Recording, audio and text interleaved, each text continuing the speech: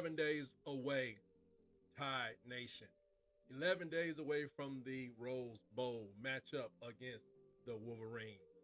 We're going to start out with a word from Coach Saban, talking about recruiting. Then we're going to move into one Michigan fan's strategy or breakdown of our beloved Crimson Tide. But first, let's hear what Coach has to say about recruiting. How are we doing today, guys? So, challenging day, nonetheless. I know because it's early signing day, people want to talk about signing, and we just got off the practice field.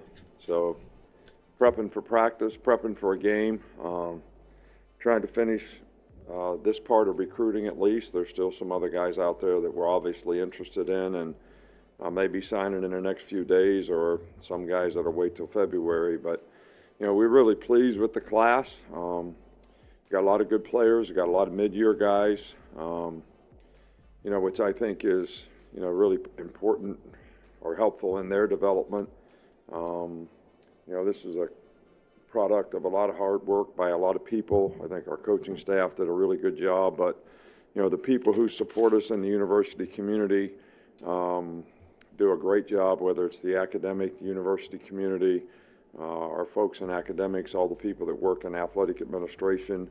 All these people work really, really hard at helping us putting together a really, really good class. So, you know, I'm excited about these players. I'm not going to go through them, you know, individually or anything like that. But, you know, some of them are here. I think we've got several guys that are already practicing. We got a few more guys that may join us later.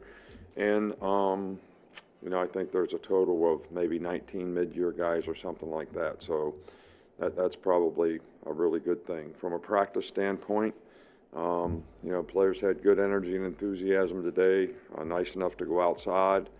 So, you know, the focus is still on, you know, excellence is not free. You know, you got to pay the price up front, and there's a price to pay for it. And working on fundamentals, finishing plays, pushing yourself through, focusing on blocking, tackling, taking care of the ball, a lot of things that we need to pay attention to detail to try to, you know, get our momentum back, you know, as a team, and our confidence back, so that everybody's playing together and we got great understanding of what we need to do to have a chance to play winning football when the game comes. Thank you for the update, Coach. And let's move on to the Michigan podcast, hosted by Steve Deace.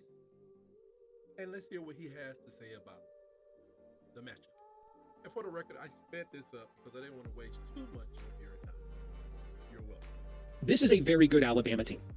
There's a reason it's in the playoff. It won the SEC championship, and it did so by dealing Georgia its first loss in 29 games. The last time Georgia lost was to Alabama in the SEC championship game back in 2021. It deserves to be here. But this isn't a vintage Alabama team. This is not the team we even faced in the Citrus Bowl a couple of years ago with 3 future first-round picks at wide receiver and a first-round top 10 pick at quarterback. It's not that team. I think if you look at where Alabama has been exposed at times this year defensively, it fits right in the wheelhouse of what Michigan wants to do. It has struggled against the run, particularly with mobile quarterbacks when they are added to the running game.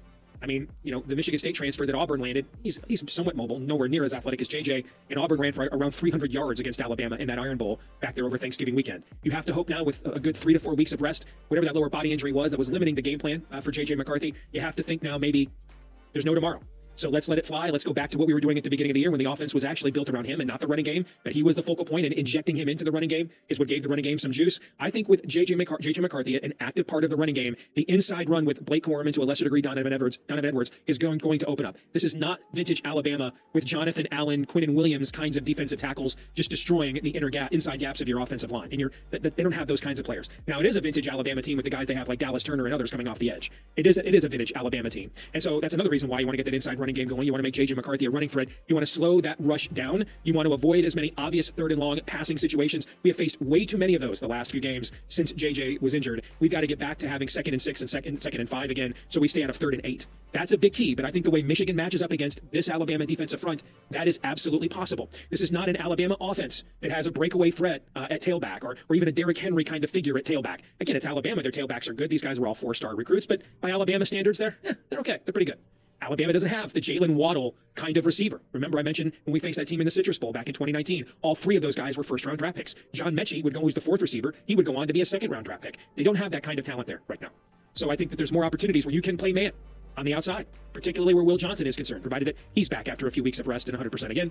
And then you've got the speed at linebacker with guys like Junior Colson and others that you can provide the spy on Jalen Milroe. Heck, maybe you even have nickelback. Mike Sainristil still spy Jalen Milroe.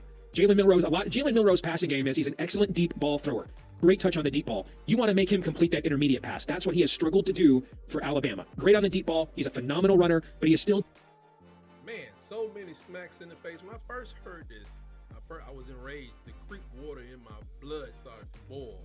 I'm like, we ain't gonna play in y'all wheelhouse. Unless JJ's gonna be running Hugh Freeze's offense, the little analogy you made no sense at all. I mean, are we vintage defense or not? Our linebackers are vintage, but the linemen are not.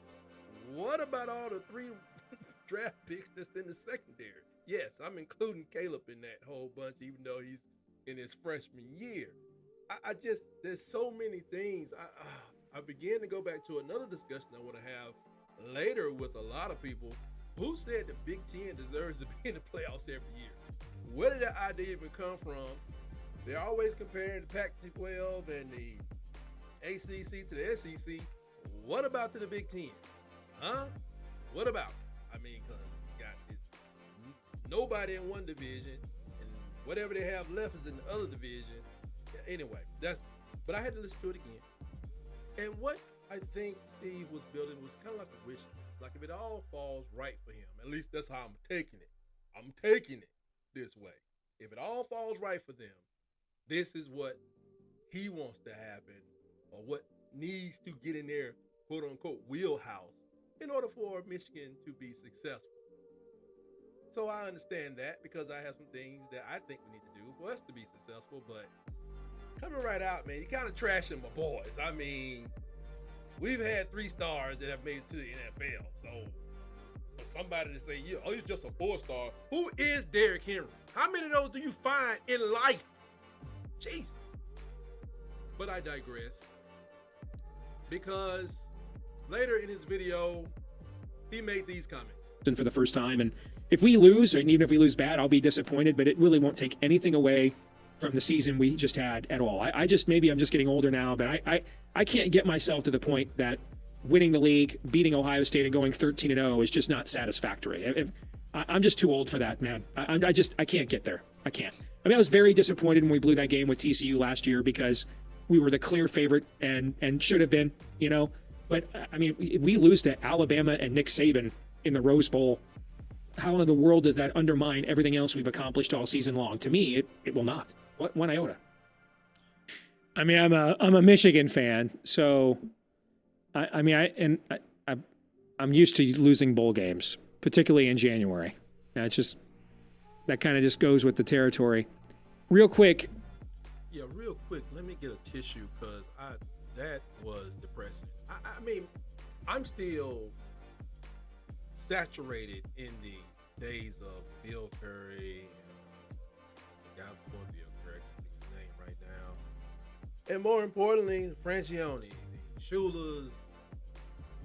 And I don't know when I'll get to the point when I'm just okay with getting there. Right now, I'm gonna ride this wave while it's high, and maybe I'll get back there one day. But you know, I kind of remember days in public school between 1980 all the way through college almost to get to the 92 national championship. So I don't know. I'm not okay. I need some meat on my plate almost every year. I mean, sometimes we don't get this point, so I'm gonna rock with my boys to the very end. But those last comments, you know, I guess being empathetic, I guess I understand where he's coming from, but he was joined there by his Mark Rogers. He's an Ohio State fan, and he picked Alabama. He was trying to tell the boy, y'all about to get, ran through. But he always got to win by 4 points. I take a 4-point victory. I take a 4-point victory. So I'm good with that. So Thank you, Mr. Rock. But that was just depressing. I feel for him. I mean, the tears are rolling down my face right now. And I need something to just pick me up before we close this out, because I've kept you guys much too long. What can I do to make me, pick up my spirits, give me that old winning feeling? Maybe I'll close out with this. Always bright my day. That's all it is. We're But about there's to a lose. lot of Wait a minute. airspace to cover for Milroe. Still looking. Firing. What? Near corner. Touchdown, Alabama. Oh, man. Not as sweet as the first time, but that'll do. I hope you guys enjoyed that part of the video as much as I did. We always keep thinking. Enjoy the rest of your day. Never have we? And always remember, Bond. Isaiah Bond. roll, Unbelievable. tide, roll.